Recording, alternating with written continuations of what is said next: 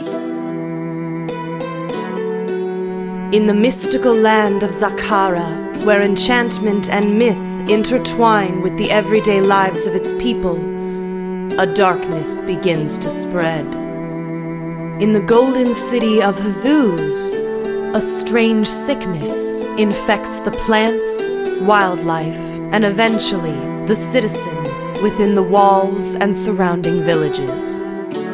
Stranger still are the workings of the stars. The celestial fabric between worlds has begun to tear, revealing secrets long since forgotten. Beasts and gods fight their way through the plains to break forth unto a new world rich for devouring. Some in Zakhara seek to use this rift and call upon shadow and flame to bring about calamity. Only one group of brave adventurers has risen up to stop these evils.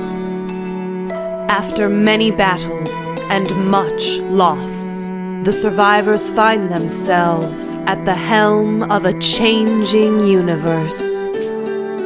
Now, our heroes must travel to distant lands if they are to learn more about the great secrets hidden within the Stars of Huzuz.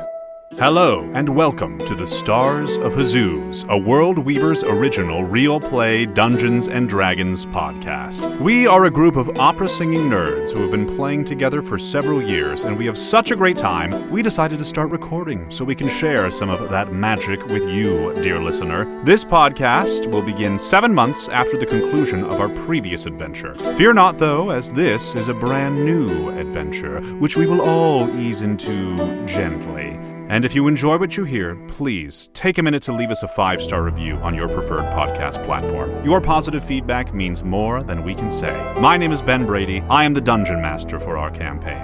Now, let's meet our fabulous adventuring party. I'm Emily Blair, and I play Sir Reginald Wellington III, half-elf, half-human, full knight. I'm Ashley Marie Robillard, and I'm also Selene Nightshade, your friendly neighborhood bard, celestial enthusiast, and advocate for a good time. My name is Jessie, and I play Charla, the Lightfoot halfling rogue, probably best known for my lack of skills, except for my ability to turn myself into a bush. Hello, I'm Haas, and I play Beetle, a goblin of sorts and a druid of sorts. Hey, buddies. I like the smell of all of you.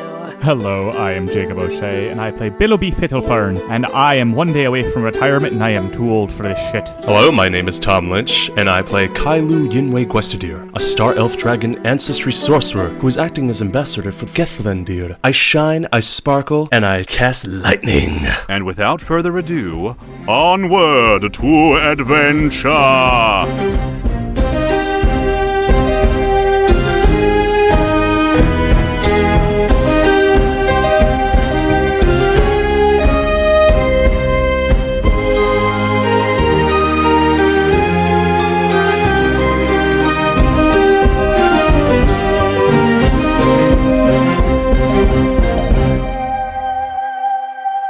The moonlight shines into the observatory window of the Huzuz Grand Library, where we find a lone scholar sifting through pages. Oh, hello. And occasionally making observations through the large telescope about the misbehaving night sky. Kailu, could you introduce yourself for us? Damn it. Oh, sorry. Ha. My name is Kailu Yinwei Gwestadir. I am the Royal High Prince, commander of Gethlandir. I'm a bit nervous. It's my first time being a Royal Prince Commander in the city of Huzuz. I am dressed in traveler's clothes. I have bandages wrapped around my wrists. Uh-oh. I have a pack on my satchel. No, all good. It's a style. It's fine. But I do have long braided silver hair. I have sparkling deep blue eyes dotted with golden pieces of iris everywhere, and I also have a copper band along my head. It's copper and it has a big amethyst in the middle. I carry around my ashwood staff, and I'm just your run-of-the-middle star elf, you know. Oh my god, so cute. But do your eyes sparkle all of the time, or just when you're being princely? You'll never know. but I am a Prince High Commander of Gethandia, and I was brought to Huzuz to study the stars, more so to speak, and also help with the magical defenses of Huzuz. I've been an advisor and an ambassador for the High Caliph. Not only me, but a bunch of us have been here for a number of months, researching and trying to solve the issues of what's happening in the sky. And how's that going? We'll find out in a moment. God damn it! How about, Kailu? Let's go ahead and roll, perhaps a history or intelligence very good. check. Maybe just flat intelligence to see, we'll sort of catch up with how your research has been going. And please call me Kai. Oh, he's so hot. Jesus Christ. All right, that's an 18 then. So with an 18, I'll say a couple of things, and if you want to look, here's a star map for you of the winter constellations. Ierin, the North Star, she has been shining brightly, certainly. And she also has not exclusively been set to due north this winter. She sometimes appears in other places in the sky, but she's shining brightly, actively. Some other observations you've made is there's an entire constellation known so often as the Wolf, which should appear in the winter sky, which has not appeared at all this winter. This entire constellation is missing. Fuck. That's exactly what he says. He looks through the telescope and he's like, well, fuck. A little, gnome maid in the corner, was cleaning up and just, and scurries away at the unprinceliness of the curse word. Ooh, pardon, I thought I was alone. So those are some of the, I'll say the most prominent things for now you've noticed. But as you continue your frantic research, you've probably been at it for days, perhaps your eyelids start to grow a bit heavy and you feel that elf-like trance forcing itself upon you. Go ahead and make a Constitution saving throw, would you? Constitution save? Yeah. It begins. I'm rolling really well. That's a 23. Ooh, Kai comes to play. Okay. He got his Wheaties this morning. He got his Wheaties. With a 23, just before your eyes are about to close, or you leave your state of consciousness as an elf, a bright glimmer reawakens you, and you see that Ierin, this North Star, twinkles wildly just outside the observatory window. And as you look through the telescope, you see it moves behind the moon. Highly unusual behavior. And you notice the moon shoots a beam just past you, directly towards the bookshelves behind you, where it illuminates a single book. And you open this book and you begin reading on a familiar topic. And what is the book called? It is indeed a book on stars and nebulas of the sky. It is related very much to the, it probably is one you've already been sifting through. Yeah, I read Stargazing for dummies. Why is the moon, why? And you find a certain passage that you seem to be drawn towards. And as you start to read it, you actually can almost hear the voice of your old professor at your time at Knightsbridge giving her lecture on the Galleon Nebula. This nebula looks very much like a large, multicolored galleon ship. And you can almost see her in the room. Oh, hello. Wait. It's our old friend. No fucking way! Its sails appear to blow in a celestial wind that does not exist. Has a Mariner spyglass. Professor Zobeda is this radiant blue owlin. She's a druid of the stars and a mage of Huzuz. I heard she was killed. This is you remembering back to your time at Knightsbridge, where you were in one of her lecture halls. She's sort of gesturing to these charts and figures in your mind. You can see her pointing at the things as she describes them. The oars on the sides of the ship can be seen rowing in their never-ending task. This nebulosity is how long? And you definitely remember your own hand going up and raising this question.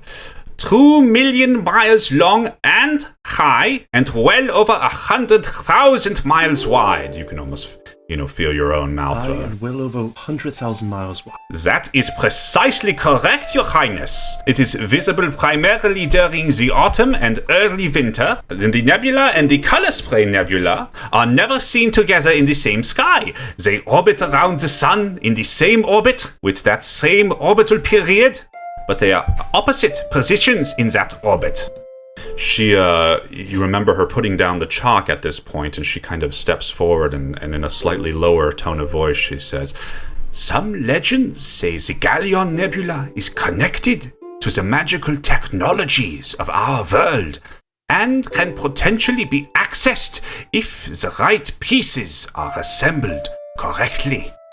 The pieces. But at this moment, a guard actually knocks gently at the observatory door. Excuse me, Prince Commander Kailu Yingwei Guestidia, son of Royal Commander Silthanis Galatonian Guestidia, third of his name, and son of Royal Magistrate Feanora Tehildi Sadron, the second in her name? You don't need to say my full title. You could just call me Kailu, or Prince Commander would do. Prince Commander, very sorry. Sorry to disturb you here. I know you're researching, but I've got a new assignment here for you from the Grand Caliph. Oh. And the guard will indeed hand you this envelope with the Grand Caliph's seal. I invite him in. Yes, come in. I like please. this idea that there's like 30 other kids in this lecture hall, and they're just like, again, Kai, the royal Jesus, just interrupting the entire lecture. Like, yes, come on in. Well, we're now no longer in the memory. Oh, right. Sorry. We're no longer in the flashback. I thought someone interrupted the class by doing that. This guard has interdimensional powers, can go back in time into your memory. The guard is actually the big bad evil. Guy. Anyway, I'm so sorry. Continue.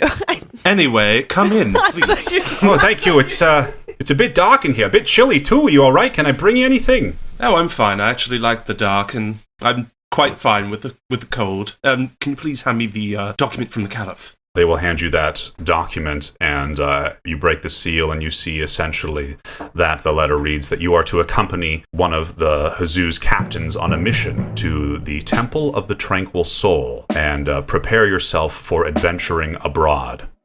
All right. I look at the guard, I say, "Thank you for bringing this to me." And I start beginning to, take my satchel and start packing all my, scrolls and all my, stuff that I need to star map and everything like that. Very good. Well, we will move on for now to next in our order here. That was so sick, Tom. I'm obsessed with your character already. Sorry for interrupting so much. I'm just very excited. Oh, thank you very much. I really do appreciate that. Tom, have we talked about Dragon Prince here, the show? I don't think so, but it's a really great show. Boomerang! Yeah. Your description for sure reminded me of Erebos. I'm like, hello, yes, what up, daddy? What up, daddy? I'm obsessed with him. Oh my god, Erebos. He's yes, so good.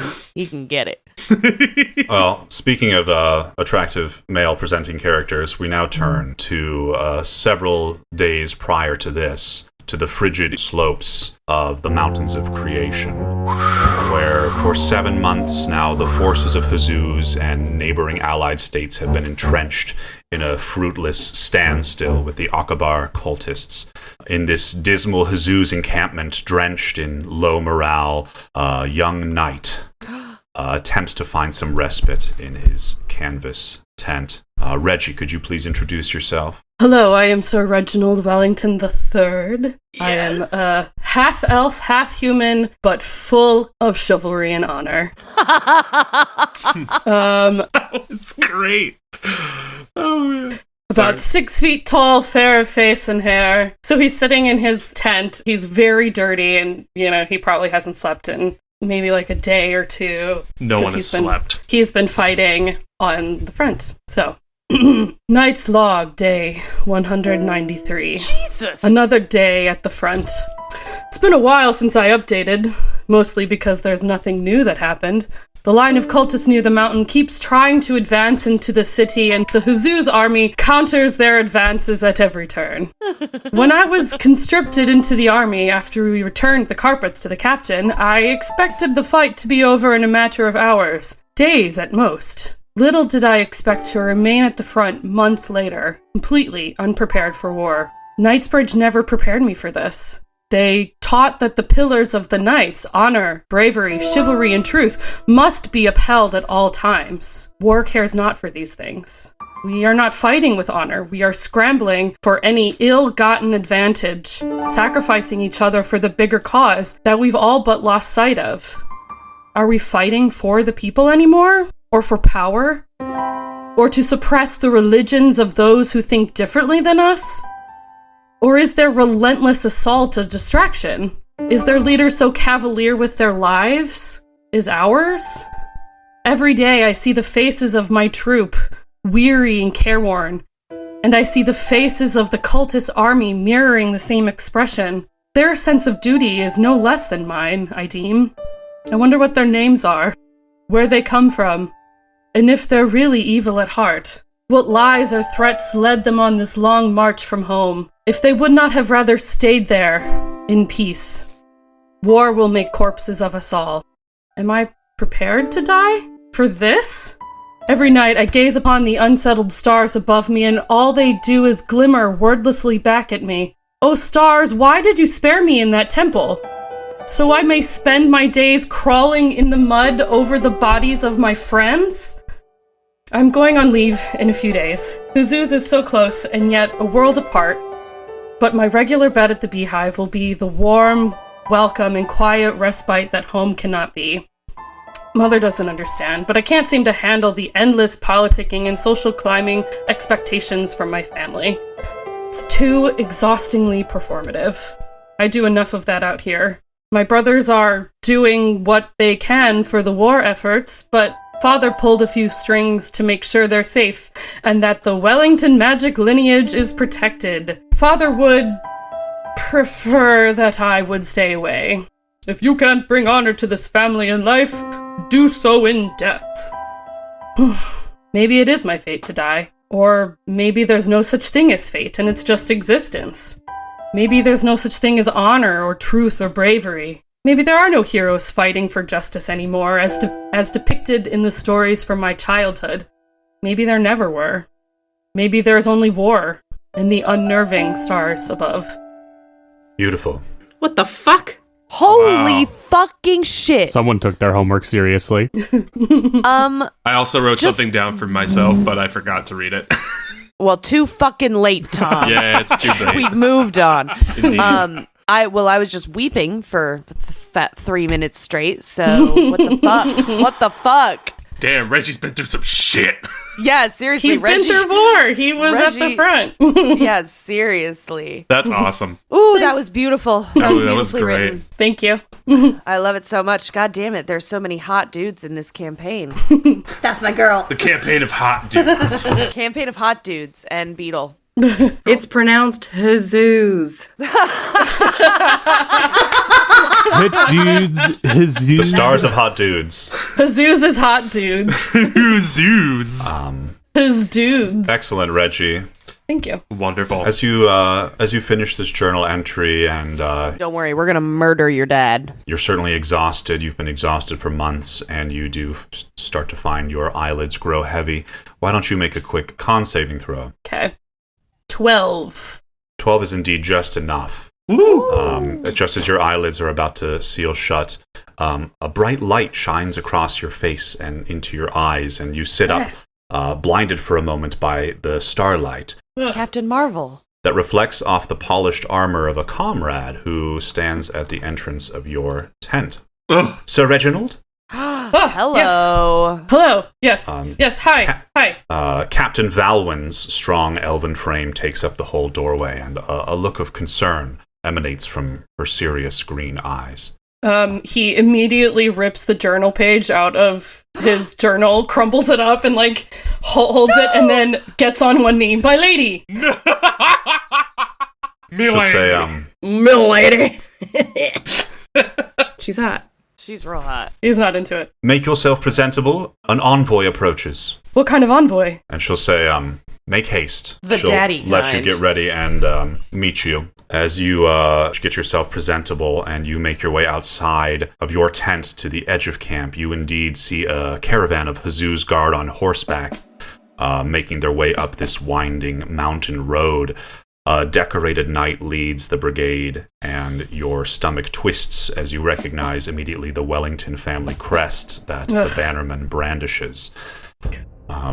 As the envoy reaches the camp where you wait, this decorated knight steps forward on his horse, and you behold the grizzled, aging, noble face of your father, Algernon Wellington the 13th. That guy gonna I hope he gets shot with a fucking arrow right now. Just Go ahead and make just a quick wisdom saving throw just to see how you're holding it together. 18. Very good. You keep your composure as you and Captain Valwyn, of course, salute this decorated general. He will approach on horseback and look down at you. Reginald Wellington III. Sir. Your brother Algernon Wellington XIV has fallen in battle. He defied my orders to remain in Huzuz and led his adventuring party into a foolhardy mission into the Aqabar High Temple. He was a fine adventuring captain and a noble knight, but he had no place in war. As you have rolled well, whatever emotions are running through you, you keep your soldier-like composure very knightly. Mm-hmm. His scarred eyes will narrow as he inspects you a little more closely.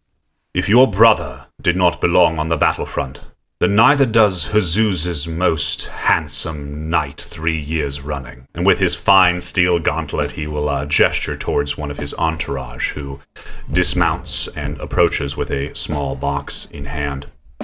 You are presented with a captain's badge, almost identical to the one that Algernon, your brother, used to rub in your face. Does it have blood on it? If you want to do a quick investigation to see if it is indeed. Just pull out your CSI kit and do the swab. 16.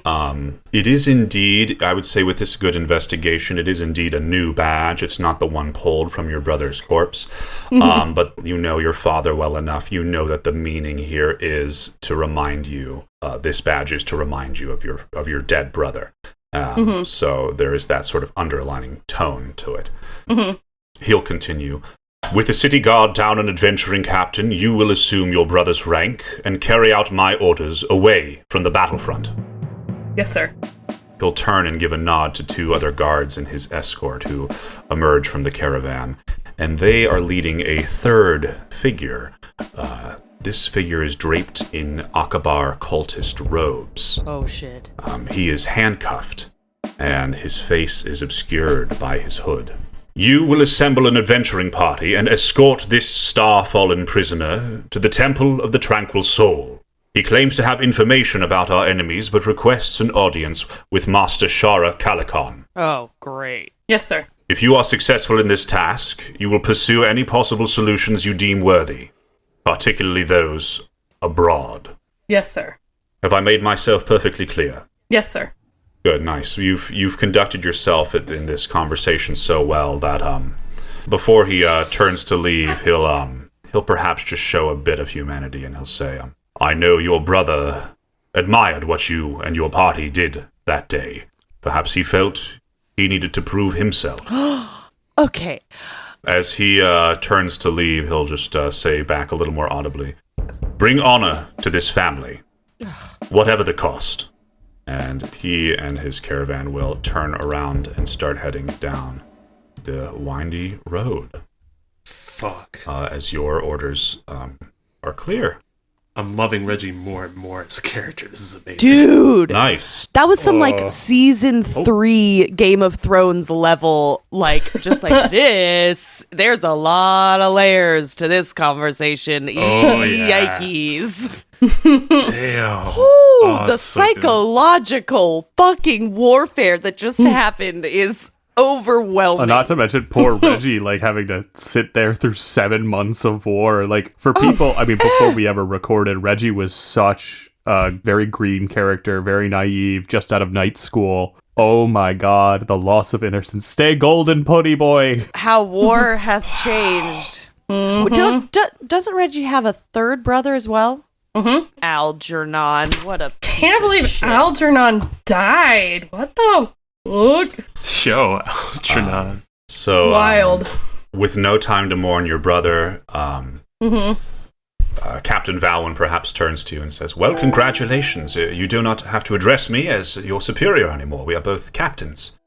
Kiss.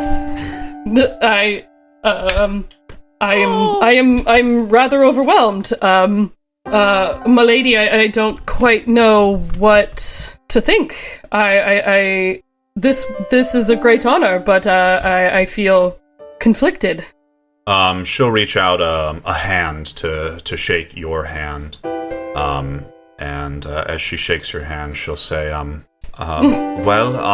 Sir Reginald, your judgment has gotten you this far, and in my opinion, that says a great deal. So I trust in you, and I'm sure whatever happens for you abroad, you will find success if you stay true to yourself. Yes.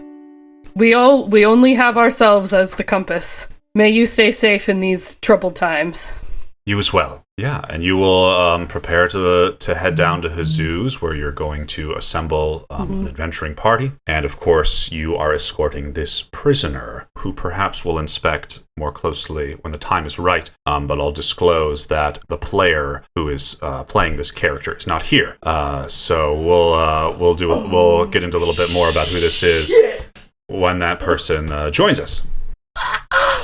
Okay. Motherfucking Phil! God damn it, Phil! Damn it! Damn it, Phil! He's a cult. That's so sick! Oh, that's so perfect. Oh. A week or so prior to where we just were, far to the east of the Huzuz region, beyond the Akabar conflict zone, high in the mountains of creation, we find a lone traveler hiking amongst the windy, rocky peaks, heading west in the direction of Huzuz. Indeed. As this unknown individual summits another ridge, they behold the icy mountain range before them, a magnificent sight, and a chilly breeze whips across his travel-worn brow. He certainly has been on the road for weeks now. Billowby, could you introduce yourself? Aye, I could. Oh, no. I'm a druid from the jungles beyond the mountains of creation. A little gnome I am, about 3 foot nothing. And I can't remember, I lost track at 250, was it? I think was the last time I remember celebrating any day of birth or anything around that. Oh my God. I'm taking to the mountains, making my way towards Huzuz as the mushrooms have crested the peaks and have come to plague my homeland. My friends, my animal companions, and even the flora around my little hole in the ground have begun to become infected with this terrible mushroom. And I can't have that. It's been terrible to watch. And, if I were a little younger, maybe I'd wild shape it as something that could deal with this cold a little better. But, jeez, it does not do good on my knees anymore. Oh, boy. Oh, I love him. I'm gonna put him in my pocket. I love him so much. I just want to scoop him. Little old druid. He just wants to take care of his shroomies. That's it. God. That's his mission. Stamp some shrooms for you, buddy. What a wholesome gnome. Oh my God, I can't wait. Great. So, Billowby, as you stand beholding this magnificent spectacle of these wintry peaks you just came across, go ahead and make a perception check. 14. With a 14, you do indeed notice a bit of rustling coming from the brush next to you along this mountain path. After a moment, you see a creature, probably similar size to you, emerges from the brush. It's a mature wild boar, which locks eyes at you as it is gnawing on a root. I will cast Speak with Animals. Oh there, friend, where are you coming from? I'm from around these parts. Where are you coming from? Oh, from down the mountain into the jungle. Can I offer you something to eat? Well, of course. What do you have? I pull out some roots and some mushrooms out of my bag and offer them up to him. Roots? They might not be exactly what you're familiar with, but I promise you they'll be to your liking. Oh, indeed. Oh, yeah, these are very different from the roots I'm used to. And mushrooms, my favorite. How did you know?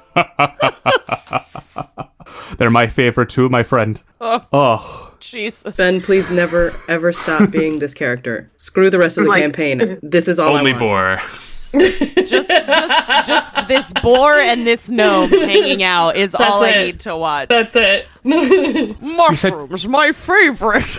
Just, God damn it, so cute. Like a goddamn Christmas special. Very mushroom Christmas. Delicious. Do you have any more? Oh, I'm running a little low, unfortunately, but I would be happy to give you more if I had some. I've been following a particularly mean-looking mushroom up the mountains. It's red, and believe it or not, I think it has eyes every so often. It's kind of hard to track. I've never seen anything like it, and it's been hurting me friends down the mountain. Have you seen anything up this way? No, I haven't seen nothing like that in these parts, but perhaps down at the base of the mountains where the humanoid folk live, there are more of them. Are you heading towards the city? I think that might be where I end up going, unfortunately. Human folk. I haven't seen a human in probably upward of a century. I don't want to deal with them, it's not worth it. But and may it be another quarter of a century for you. Here's that to my friend. Well, if it is solutions in the city you're looking for, there's And he'll get a little closer and he'll kind of speak a little bit lower in his boar voice. There's a creature that lived in the city that now it dwells just over there up that hill away. And it gestures with its cracked tusks towards this overgrown hill just ahead. Be careful, though. I don't think it eats anything our size, but I don't trust it. A creature? And what kind of creature might that be? I've never seen anything like it, but the smell of that thing. Ooh. All right. Well, you stay away from it, all right? And be careful yourself. I'll go check it out. And I'll start heading over towards the direction that he had mentioned, towards this creature thing that might have some answers and might not. Fabulous. So as you make your way towards this hilly area and this big brush patch, how about you roll another perception or maybe survival or nature, your choice. We'll go with nature. That was a natural 1. With a nat 1, you pick up some dirt, which you're used to some pretty earthy and funky smells, but you take a big whiff of this, and there is some sort of sweet and sour smell that nothing in your small nature world has ever produced such a horrible stench as this. So much so that with a nat 1, you probably begin retching a little bit yourself. Audibly enough that you perhaps get the attention of something. And from just through the brush, something begins to stir. Out peeks a head of a creature, and you behold this character. Beetle, could you please introduce yourself? You're standing on my living room.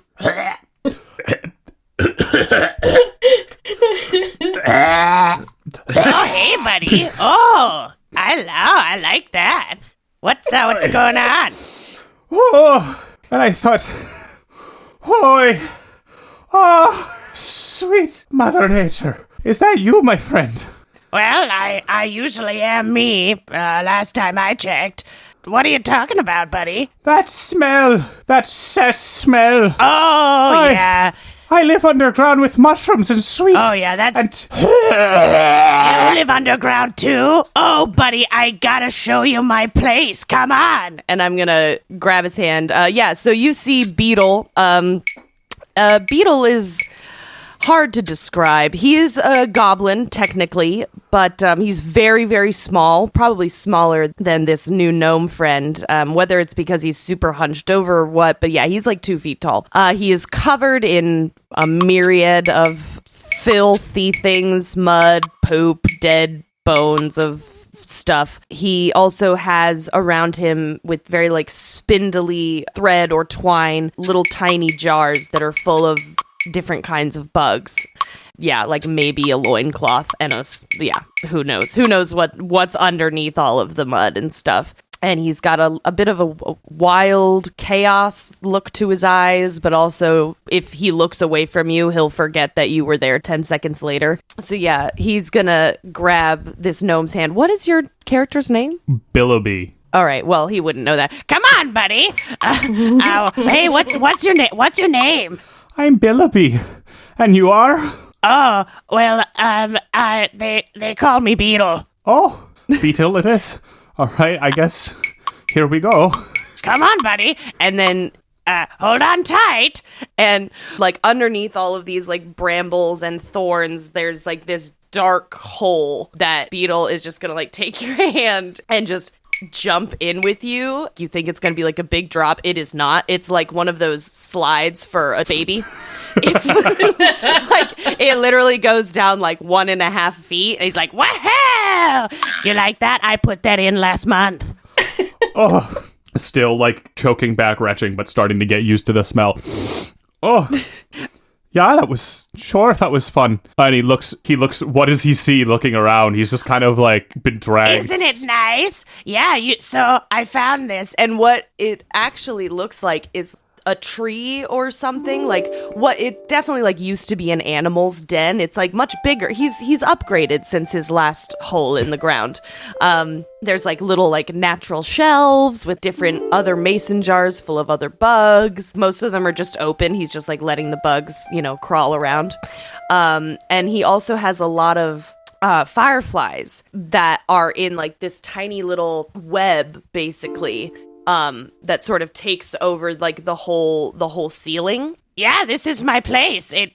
After spending time down in the city, I learned that you can like decorate, and I loved it. So I have like a little bed here, and I have my shelves with all of my treasures, and it's just like bones and rocks. And Willoughby is gonna take a seat in the bones. He's be like, I love it. I have never seen anything as close to home. That's a piece of art. What are you sitting on that for? Oh, it's not. It's a piece of nature. And Willoughby's gonna take out his churchwarden style pipe, a really thin, most of us probably know it as the Gandalf pipe. It's the long, skinny one with a little bowl on the end.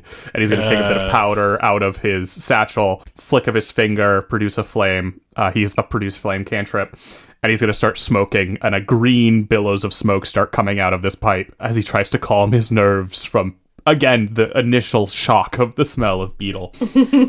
Oh! Beetle's going to start just, like, jumping around, like, trying to, like, bite the smoke and just, like, cover... Yeah, just like, yeah! Oh, I like... This is fun. What is this stuff? Oh, it's mushrooms. Oh, okay. What's wrong with a fungus? It's part of nature, isn't It's it? fine. I just think it's probably gonna start growing on me. Usually, like, I get a sprout or two, and I don't know if green's really my color. Well, there are mushrooms actually growing on Willoughby's armor. He's wearing leather armor, but... you are awesome! Oh, his beard is just... I mean, he is not a clean fellow himself. Oh. He lives very much in a similar situation to Beetle. He lives underground. His staff, he has a walking stick, but the top of the staff actually is like a morel fungus nice. that has this little glowing spores coming off of it. Oh my god, I love it. Would you mind if I amazing. sample one of your beard mushrooms? No, not at all. And he just picks one off and hands it to Beetle. Ah, okay. Yeah. Ah, it's kind of tangy. Ah, yeah. Where are you from, buddy? This is a real unique flavor. Always good to have a snack on hand, and especially something that comes from home. I'm from down in the jungle, at the foot of the mountains, out far, far to the east. Cool. I've been on the road for, who knows? I've lost track of time, to be honest with you. It's been a few weeks. I'm making my way. This rather nasty-looking fungus came down from the mountains month or two ago. Oh, yeah. And started ravaging, it's this red thing. I've never seen anything like it. It's unworldly. Usually funguses are just part of the natural cycle of life. It sprouts eyes. Oh, cool. Have you poked one of the eyes yet? That's what I would do. Yeah, and it doesn't help. Oh. It just kind of gets angry. I've had to try and burn it. It's the only thing that seems to be working, but it started to take over all of the little grove that I call home. The trees are struggling, and the animals have left. And he kind of sinks down into the mud a little bit more. It's like getting a little comfortable, like... Oh, where are my manners? Let me get you a refreshment. And you can tell he doesn't really know, like, he heard someone say that, like, in his time, and he's like, I don't know what this means. So he just, like, gathers some stuff, and then there's, like, a little trickle of, like, just, like, spring water, and he just sort of, like, washes off some rocks and just sort of, like, clatters them at your feet. There you go, my friend. Rest and relax. You're welcome. What time is it? It's probably evening. The sun is beginning to set. Oh, I gotta go, buddy, but you hang out down here if you'd like. Oh, where do you have to be off to? I just gotta go upstairs and look at the stars. Oh, you like stargazing? I mean, not really. There's nothing really ever happens, but for some reason I just gotta watch them. Would you mind some company? Oh, yeah, sure. I mean, I don't know if there'll be room up there, but yeah, we can try. You're pretty small. And then, he's gonna, there's dirt, and then he just molds earth, and it just, crumples down, and it reveals part of, the trunk of the old tree actually, sticks into the hole and out, so it's, he, clambers up. And then there's he's made a little sleeping area. Beetle's own observatory. Exactly. It's basically pieces of dirt and stuff that he makes into his makeshift bed or whatever. You can tell that this is a spot he spends a lot of time at. Here we go. Oh, now this is comfortable. And he just kind of plops down in the corner and continues huffing on his pipe, enjoying the earthiness of it all, finally being, having been in the mountains and in the rocky terrain for a while. It's a piece of home, and I miss it dearly. That dirt feels good, baby. That dirt feels good. That dirt feels real good. That dirt feel good. As you, Beetle, use this mold earth to sort of open this, sunroof, star roof in your den. As soon as that hole opens, wind spirals down, and a gust of wind comes down and fills your den. And the wind actually shakes all of these baubles of jars and things and body parts that are hanging on your ceilings. And one particular object actually gets knocked down by the wind. Oh no! It's a magical item you have collected on your adventures past. It is a round magical gear that hits the earthy floor, and it begins to shake as its gears begin to turn. And out of the object flies a series of dancing white lights that dash and sparkle around the den for a moment or two, and then they converge into a cloud in the middle, and they're hovering in the center of your cave, and each light actually begins to elongate upward, and it takes the form of a very specific cluster of mushrooms. And you would know, Billoughby, right away these are no ordinary mushrooms, but it is in fact imitating the shape, and you can even see that they crest and become sort of eyeball shaped at the top, like it is indeed resembling the fungus that you were just speaking about. Just as they continue to elongate, and you can feel a little bit of fear maybe pattering in your small chest, suddenly a new radiant shape of these dancing stars burst through from behind the stems towards you, shattering this forest of ominous toadstools and floating out, and you both behold this new interesting shape. Both of you make a history check on what this shape is. Oh god. I just have the soundtrack in the background just as Ben is describing everything, and I'm just this is so cool. 21. 8. Nice. Classic Beetle. Classic. Classic. He Thank just you, looks Dice. at the mushrooms and points and squints his eyes Is that the guy? That's the guy that's been fucking up all your friends. I guess you could put it that way, aye. So Beetle, you do not recognize this peculiar shape in the slightest. However, perhaps it's been maybe hundreds of years, Billoughby, since you've seen one of these things. The few times you've left home and made your way perhaps towards an eastern ocean, because this is indeed a giant ship, and you recognize it with a 21 as a certain type of warship or trade ship that, with its great masts, you perhaps recognize as a galleon. Billoughby, go home. It's nuts. Billoughby, go back to the jungle. After a moment, these dancing lights whirl around again and fly back into the gear, which now will just lie still on the floor. Now, where the feck did you get that? I don't remember. Anyway, up to the stargazing. Classic Beetle. Classic Beetle. Oh my god. I needed to think long and hard about that. All right. Where did you get the gear? So there was this other group of people, and a bunch of stuff happened with the stars, and there was this owl lady, and then all of these things were on fire in a barn, And then we saw another one inside a dragon's head, I think. And I think that's where I found this one, actually. It was like in the snake's like nose hole or something. Anyway, and then one of the ladies became a star.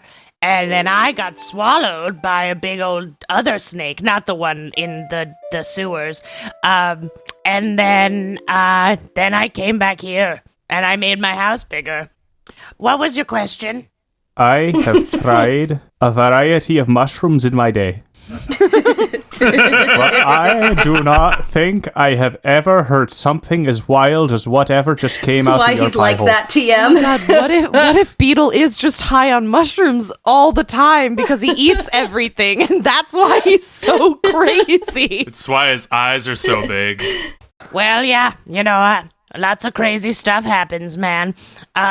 You gotta go to the city. I can take you. Oh, that would be quite helpful. We can either go underground or above ground, whatever you prefer. I have a whole tunnel system that gets me there pretty quick. You have a tunnel system running underground? Well, yeah, where else do you put tunnels? Fair to ya. That sounds glorious. I'm done with these effing mountains. Oh, this will be so fun. No one else can ever fit in my tunnels, and all of the animals are too scared to go down there. You need to find the right ones. We'll assume that the two of you travel, perhaps by daylight. I don't know exactly when you sleep, Beetle. When's the last time Beetle slept? Let's roll for it. Rolls a 20. 20 years. Billoughby, can you roll a perception check, and we'll move on soon. Yeah, of course. 19. 19. Okay. I'll say perhaps Beetle, when you do sleep, perhaps you would generally burrow underground or whatever to do so. But after a few days, Beetle, you go and sleep, and perhaps Billoughby, you need to reach Beetle for some reason. And when you go to where Beetle is sleeping, you see that no one is in that little hole. That Beetle is not there at all. Perhaps he snuck out of this tunnel to do something, but either way, you fall asleep, and when you wake up, he is back in his spot as he wakes up. What? Allie playing Beetle here. What the fuck? Schrodinger's Beetle. I love that Beetle now has a dirty friend. The pair we will make. I can't wait to see it in action. just two druids just tunneling together. We'll jump back now. Perhaps it's actually around the same time as this, which is a few weeks prior to that first scene with Kailu. The place is even more distant, outside of Zakhara. Distant land that is totally has nothing to do with the troubles that plague Huzuz in this part of the world. But we find at this large cave, which is just a few hours outside of a neighboring dwarven town, the sun is setting, and we see a giant celebration is beginning. Carriages arrive with dwarven ale from the town's finest breweries. Townsfolk are laughing and embracing. A band of talented musicians sets up on a small stage platform, and they begin playing songs of merriment as, indeed, at some point, many take to their feet and begin to dance. See, now we're talking. This is D&D. Here we go. Yeah. Dwarven town, ale, party, let's do it. You can count on my characters bringing the substances. Hell yes. I would say between that and the mushrooms, this is going to be a real interesting campaign. Yeah, we're going to be a fucked up crew, man. We need an adult. So amidst the forming crowd, we see a traveling priest who has journeyed here from her home in Huzuz. Selene, would you please introduce yourself? Alandria, the dwarven ale, the dwarven ale goes to the other corner. You want to put the elven... No, we're having different sections. That way people can get messed up in different areas. It's a really well-curated system. Just do... Perfect. Thank you. All right. You see... And there was no one there. There is a beautiful drow with silver hair and these cat-like elven features and these smoldering crimson eyes. And she's kind of giving you the thumbs up, and she's sort of setting up... Giving you the thumbs up as she fucks up her job. She's like, totally! Well, after you give the new instructions, she understands. And she's very giddy and excited. Obviously, everyone here is sort of bubbling over with joy and merriment. Clearly, something great has happened here. But she wants everything to be in order, so she's listening to your party planning instructions. You're the best. I love you. Okay. All right. And as things sort of zoom in, you see this probably like mid-height. It's a woman of Drow and Aasimar lineage. So there's definitely something otherworldly and ethereal going on, combined with the fact that she is both a cleric but also an ambassador for Eliestre. It's a particular part of their sect where you do some training in a more formalized religious setting, and then you go out and you become a professional mediator. So she is currently setting up for one of the celebrations, as is customary, after a successful negotiation when things have gone well. She is very lithe and, again, kind of ethereal.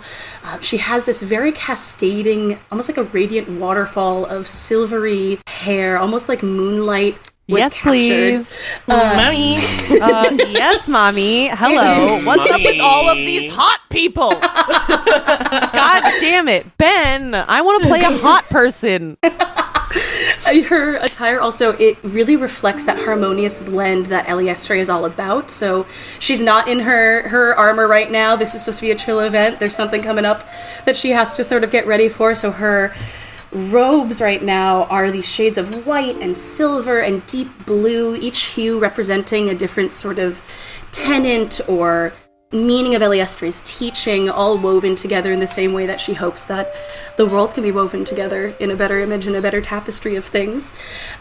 She also has around her neck a really simple moonstone necklace that is her, cleric sort of focusy thing. But she's just sort of very excitingly, she seems to be sort of vibrating in anticipation as she watches everyone calm roll down, in. girl. She can't. Hello, what kind of festival is this? Bacchanal. Wonderful. So as the sun does indeed set and the party is now in full swing from deeper within the cavern, everyone turns as they hear... They turn, and perhaps the music dies down for a bit. All turn to see this large, floating aberration emerge from deep within the cavern. Oh, no. Be not afraid. Its one great eye blinks above its open, drooling maw in the center of its spherical abdomen, and its many tentacled eyes survey the crowd. And all are still for a moment as one tentacled eye reaches down and lifts a tankard of ale. And the thing speaks. Oh, I'd like to say a toast there, if I may, to these wonderful folks who came to your town and in my cave, and they solved our little differences with good-hearted diplomacy and just some good, thoughtful conversation. And this beholder gestures in the direction of you and your comrade Selene in particular. Here's to a future of peace and neighborly kindness. And all the dwarves give a great hurrah as they've now found peace with this creature who had been previously trying to raid its home for treasures.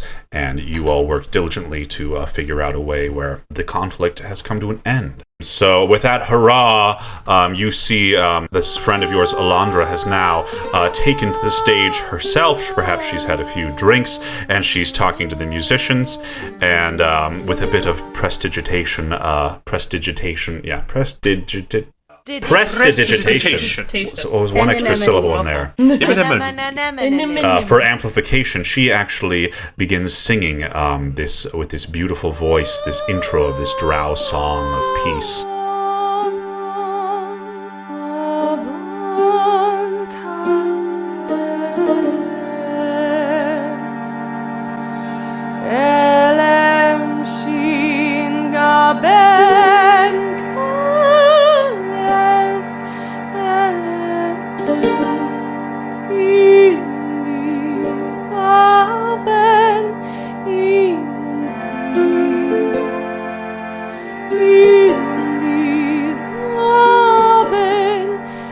as soon as she finishes the first verse in praise of Eliestre and peace, the band comes in behind her with this driving beat, and now everyone joins in dancing as she sort of sings the next few verses over this great dancing beat. I think that Selene would see this as the opportunity to begin the ritual. Okay, great. Well, describe that for us. So as this music gets more and more cacophonous and the people really turn to celebrating with one another in this dance, whether it's them being at the bar, there's this energy that it keeps lifting and lifting and lifting. So as this happens, Selene takes a little bit of a breath in. She's excited, but this part always makes her a little nervous. And then she slowly but surely makes her way to the center of the dance floor and draws her sword. As she does that, her robes start to shimmer even more, and she has Eliestre's moonfire, which has enveloped her being, kind of making her look like she is her own sort of celestial body in the middle of the crowd. With each step, she begins a really intricate weave of fluidity and precision. If you want me to do a performance check, I absolutely can. It feels like performance, yeah. I would say so. Oh, sick. Okay, I got a 25. Hell yeah. It's amazing. All right. Cool. So that melody starts to become a little bit more hauntingly beautiful, and maybe things have crescendoed and are kind of abating. And now there is a sort of traditional dance that ambassadors do in these events. Eliestre is all about not just the unity, but the celebration after, and dance is an incredibly important part of her clergy. So with each step, her movements are in an intricate weave of fluidity and precision. Her feet glide effortlessly across the floor, creating patterns reminiscent of waves breaking on the shore, symbolizing the ever-flowing tide of Eliestre's teachings. As she dances, her sword becomes an extension of her body, swirling and slashing through the air in a mesmerizing display of combat skills. The tune that is accompanying it is both enchanting and powerful. It sets the stage for the sacred dance that is to come. It tells a story of reconciliation and transformation. Selene conveys the struggle and conflict that once divided those present, and then the resolve to seek common ground. With each turn and spin, she portrays the shedding of darkness and the embracement of light, symbolizing the redemption sought by those who have come together as the moonfire gets brighter and brighter with each turn. And as the dance comes to a close, she raises her sword high, the blade pointing towards the ceiling, reflecting the moonlight itself, a symbol of victory and peace achieved through diplomacy and understanding. And as she reaches up to the sky, her moonfire dissipates from her body, almost going into the sword and out, and then she casts dancing lights as the moonfire disappears to shower over the whole crowd as this sort of final display of a firework of celebration. And then the music kicks up again, and everyone is ready to party. Fuck yeah. The crowd, as soon as you began this ritual, they form sort of a circle around you, cheering along with you and cheersing and oohing and awing at the appropriate moments and singing along at the appropriate moments. The big eye of the beholder back there stares in bewilderment, and the moonlight sort of reflects in its giant pupil. You execute this dance, this ritual, absolutely perfectly, honoring your goddess and your purpose. The party will continue on. Many will start to get so intoxicated that they, might pass out on the floor. The mood is still very merry, but it's definitely those wee small hours. And perhaps even you, for a moment, find yourself sitting on a mossy patch. Your feet are sore from all the dancing. As you look at that big, beautiful moon, which is shining so brightly tonight, your eyelids get a bit heavy, and you do fall asleep. A familiar, shadowy figure actually enters your dream and seems to obscure the moonlight. And you will make for me a wisdom saving throw. That's gonna be an 18. All right. As this wispy, shadowy figure reaches out a hand towards you very menacingly, suddenly she lurches back and vanishes into a mist as The moonlight glows again brightly behind, and the moon, you can feel that voiceless presence of Eliestre, and she communicates to you, your sister is in danger. She needs your help. What? Sorry. And you're asking what, as you're probably also jerking awake, and realizing you probably have to start immediately making arrangements to begin the long journey home, because this is your sister and it's your goddess who has instructed you to look into this. Yeah, I think I gotta find Alandra. I think I gotta tell someone I'm leaving. Always tell people where you're going to hike. Always. Yeah, indeed. Alandra is near the stage still, probably much more intoxicated than before. Her beautiful singing voice still there, but letting out some of the B tracks at this hour, and perhaps not to her best ability. But she will turn to you and see the urgency in your eyes. What, Selena? What happened? I have to leave. I have to leave right now. I have to leave right now. Why? Well, first of all, I saw our friend. Sorry. You know how I get extra frazzled whenever I talk about anything to do with my family? You know how that sentences don't do well? Yes, I really do. Great, cool. So that's the brand of situation we're operating with right now. Order of operations. Okay, so passed out, saw our friend, the Shadow Bitch, which, love that for me.